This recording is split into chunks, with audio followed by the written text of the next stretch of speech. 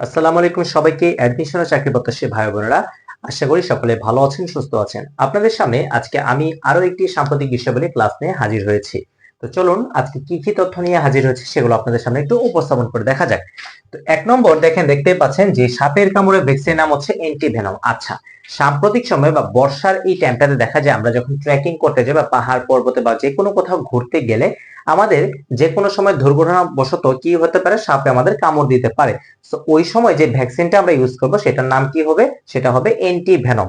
দেন 2 নম্বর প্রশ্ন যদি দেখি, দেশে বর্তমানে স্বায়ত্তশাসিত সরকারি প্রতিষ্ঠান কতটি? আচ্ছা, স্বায়ত্তশাসিত এবং সরকারি মানে কি, যেগুলো গভর্নমেন্ট অ্যাপ্রুভড, ঠিক আছে? তো এরকম ইনস্টিটিউশন বা প্রতিষ্ঠান হচ্ছে কতটি? 232টি। দেন আমরা যদি দেখি কি আছে, মাওলানা ভাসানী সেতু তিস্তা নদীর উপর অবস্থিত। আচ্ছা, গাইবান্ধা এবং কুড়িগ্রাম এই দুটি জেলাকে অ্যাড করেছে হচ্ছে এই সেতুটা, এবং অর্থায়নে সহায়তা করেছে সৌদি আরব এবং চীনের মানে কি চায়না কনস্ট্রাকশন ব্রিজ কোম্পানিকে এখানে সহায়তা করেছে।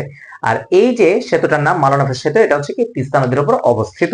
দেন বাংলাদেশে নিযুক্ত ইইউ এর রাষ্ট্রদূত, ইউরোপীয় ইউনিয়ন, এই ইউরোপীয় ইউনিয়নের রাষ্ট্রদূত বর্তমানে বাংলাদেশে নিযুক্ত যিনি, তার নাম কি? Michael Miller. তারপর দেখতে পাচ্ছি যে বিশ্বের বৃহত্তম জ্বালানি তেল রপ্তানিকারক দেশ। আচ্ছা, জ্বালানি তেল রপ্তানিকারক মানে কি? যে পাঠাচ্ছে, রপ্তানি মানে কি? পাঠাচ্ছে। শিখেছিলাম একদিন যে আমদানি, আনা আমদানি, ঠিক আছে? তো রপ্তানি পাঠাচ্ছে, এটিকে সৌদি আরব। সৌদি আরবে আসলে তারা এই যে তেল, তাদের যে তেল যে বিজনেস, অয়েল বিজনেস, এই জ্বালানি তেল ব্যবসা করে কিন্তু তাদের আর্থিক অবস্থা খুবই ভালো এবং অর্থনৈতিক দিক থেকে তারা অনেক আগে থেকে ভালো। এই জ্বালানি তেল রপ্তানি করে কিন্তু সৌদি আরব মানে কি প্রতি বছর মানে কি বলা যায় শত শত কোটি টাকা কিন্তু তারা উপার্জন করছে। দেন বর্তমানে দেশের দ্রুততম মানবী সুমাইয়া দেওয়ান। আচ্ছা, সুমাইয়া দেওয়ান কি বর্তমানে দেশের দ্রুততম মানবী। ঢাকা বিশ্ববিদ্যালয়ের ভর্তি পরীক্ষা আগামী কয়েক মাস পর, তো এই পরীক্ষা কিন্তু এই কোয়েশ্চেনটা আসতে পারে, কারণ এই যে সুমাইয়া দেওয়ান তিনি কিন্তু ঢাকা ইউনিভার্সিটির শিক্ষার্থী। তাহলে এই যে একটা প্রশ্ন, গুরুত্বপূর্ণ প্রশ্ন বা সাম্প্রতিক জিকে দেখা যায় স্পোর্টস রিলেটেড যেখানে কোয়েশ্চেন আসতে পারে বা কোয়েশ্চেন আসে, সেখানে কিন্তু এই কোয়েশ্চেনটা দিয়ে দিতে পারে। দেন বর্তমানে চাল উৎপাদনে কি বিশ্বে বাংলাদেশের অবস্থান কত? তৃতীয়। তারপর আমানত ব্যতীত, আমানত মানে কি? আমানত মানে যেটা আমি রিসিভ করা, ব্যাংক বা যে কোনো মানুষের কাছে কি আমরা বিভিন্ন কিছু আমানত রাখি। ব্যাংক যেমন কি করে, ল করে তাদের মানে কি বলে অর্নামেন্টস, তারপর হচ্ছে বিভিন্ন কিছু কিন্তু তারা কি রেখে দেয়। তো আমানতের খেয়ানতকারী কিন্তু কি আবার শয়তানের মানে কি বলা যায় যে খেয়ানতকারীকে মুনাফিক বলা হয়, এরকম কিন্তু হাদিসে একটা কথা উল্লেখ আছে। তো এই আমানত বৃদ্ধিতে দেশে বর্তমানে শীর্ষে যে ব্যাংক সেটা হচ্ছে কি ব্র্যাক ব্যাংক। তারপর বাংলাদেশে বর্তমানে পরিবেশ বান্ধব কারখানা বা ইকো ফ্রেন্ডলি বা পরিবেশের জন্য ভালো মানে ক্ষতিকর নয় এরকম কারখানা কতটি বাংলাদেশে? বর্তমানে 258টি।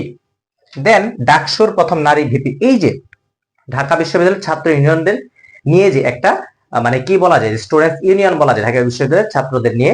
তো এই যে ইউনিয়নটা, এইটার কি বলা যায় আগামী সেপ্টেম্বরে মানে আগামী মাসে কিন্তু 9 তারিখ এটা নির্বাচন। এখন কথা হচ্ছে যে এই ডাকসুর প্রথম নারী ভিপি হলেন মানে বা যে ছিলেন তার নাম কি?